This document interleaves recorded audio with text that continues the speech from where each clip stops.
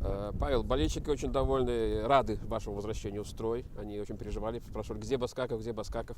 Сейчас вы пока выходите на замену. По своим ощущениям, как, на сколько процентов сейчас готовы? Да, почти на все 100% готов. Выходить в таком матче, конечно, не то что тяжело. Столько моментов, ребята в очередной игре не забили просто с линии уже 3 раза за момент один выносили с линии ворот. Так что выходить надо было забивать. Тренер какую задачу именно перед тобой поставил? Выйти, обострить, создавать моменты. Нацеленность на ворота. Считаешь, удачи немножко не хватило? Все говорят, что вот, мяч некуда было деваться. Ну да, футбол складывается в связи с везением тоже. У тебя что-то получилось, не получилось, как по своим ощущениям? Ну, не очень доволен своим выходом. Но есть еще куда работать. Еще 3 игры. Доказать болельщикам, что можем.